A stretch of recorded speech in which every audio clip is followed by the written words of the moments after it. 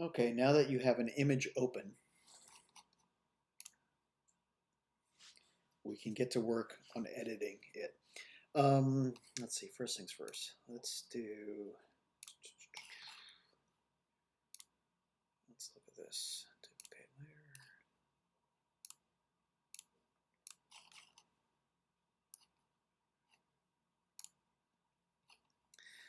So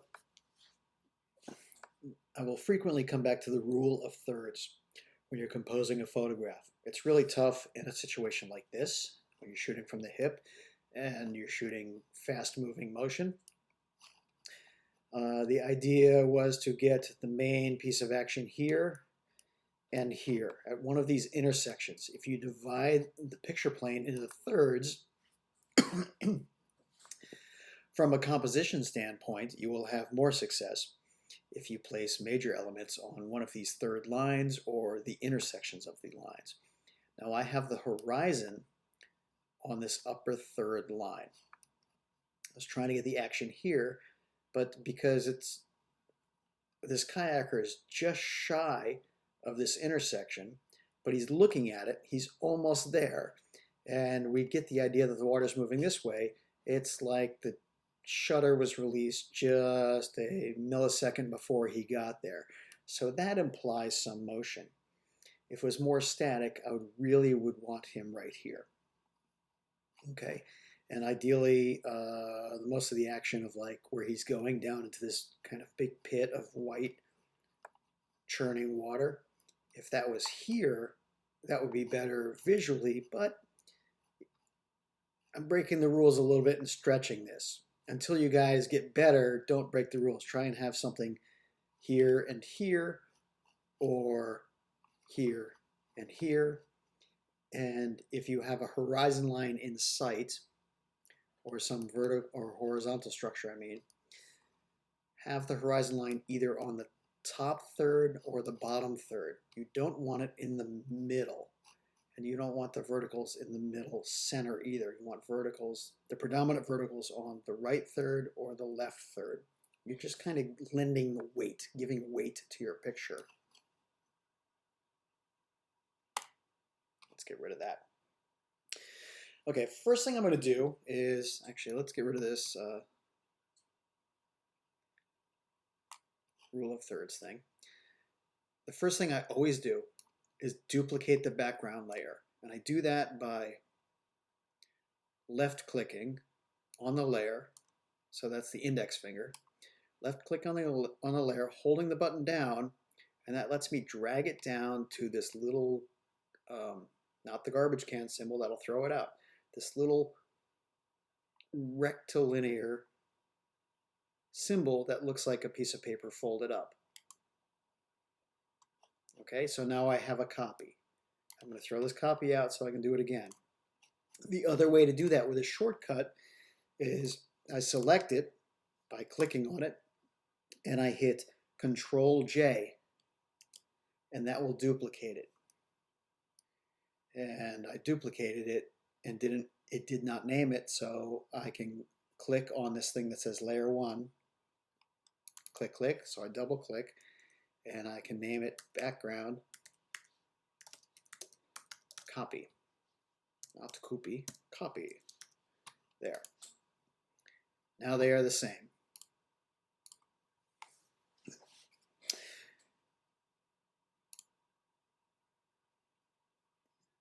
So I'm going to make a background copy, and next I want to make an exposure adjustment, levels adjustment, contrast, dodge burn, etc. But I can do that in the CameraRaw function. Now this happens to be a JPEG image, so the camera has already translated everything it caught and said, oh, this is the color palette that you were talking about, right? Or this is the exposure you're talking about, right? If I capture things in CameraRaw instead of JPEG, then it's just a raw digital image with no translation, and I get to do the translation and do the artwork later. If you capture in a JPEG or a TIFF, then the engineers who are working with the camera company or the software company or whatever are giving you an algorithm. So it takes, I mean, you can make nice pictures, but it takes the control out of your hands. Now, Photoshop has things, actually, they have a very powerful program to edit raw camera images that you can also use for your JPEGs or your already, so-called translated pictures. Let's see, and there is a way to do that, especially in the new versions. So what you want to do is click on this background copy. This is very important. Listen. Click on the background copy and then right-click it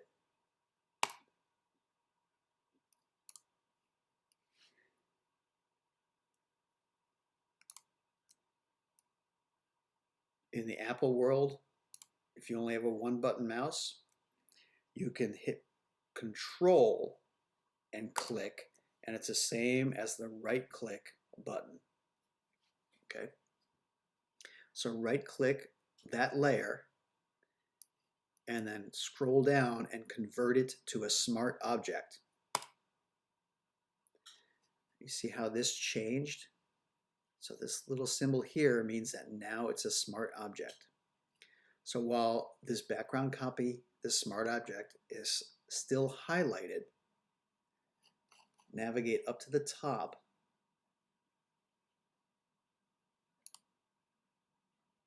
and select Filter and CameraRaw Filter. That's going to bring up the CameraRaw dialog box. And here is where you can adjust your exposure to make it darker or lighter. And if things get really crazy with these sliders, you can just go back and hit default. Try auto, see what it does. It might be too bright. You can always undo it by hitting default. Now, I think the exposure is good because the highlights, the super white areas, are not what we call blown out. They're not like going to this like fake white, this bright paper white. Okay. But he's a little dark in here, which means that the shadow areas are dark. So I can take the shadow slider and slide it to the right and open that up, make them brighter. See how his face is getting brighter? Let's go back to default. Look right here at his face. And that's the original. But if I take the, not the highlights, sorry, the shadows, and open it up, it means that the shadow areas are getting brighter and brighter. So highlights and shadows are defined by an algorithm that are slightly different than whites and blacks. Okay, that's really, to oversimplify it, but it's easy to keep in your head. Highlights and whites are related and shadows and blacks are related, but they're separated here in this dialog box because the algorithm used to define them and to adjust them is slightly different. So one may work over the other. What's really useful is if you hit Option and hold down the Option key, as you move the white slider back and forth, it's just showing you where the pure white is. So that blue, then white, is pure white. Let's go back to defaults. Look at the white slider here. I hold down the Option key and move it to the right. I lighten it up until I see a little bit of white and blue and red. And see how this got brighter? You can tell that this got brighter because if I go to default and go back, it's a little dimmer. You don't want too many whites, right? Same thing with the black. The opposite is I hold down the Option key and slide to the right, and I start losing the black. If I slide to the left, we see more and more detail. This. Let's hit the default. Okay. So if I keep going to the left, it shows me where all the black is. You can tell in his arms and on the rocks on the upper right are getting really, really deep black. And if I hit default and go back to where I was. Okay, so you have to play with these sliders and try and make a satisfactory picture. And maybe the exposure needs to be up a little bit. White balance is light has a color temperature. Light is either cool or warm. Again, you can go back to as shot, and that's the original. And you can warm this picture up a little bit, or you can cool it off a little bit. Actually, I like the cooler version. And as far as CameraRaw goes, that's really all you need to do. It has all these other functions that are useful. Oh, that's actually pretty nice. But until you get used to it, just don't mess with those. Just deal with the first function. And all you're doing is making sure that your exposure and the overall image is good. I'll hit OK. There we go. Now you see this background copy, a smart filter, CameraRaw filter, right?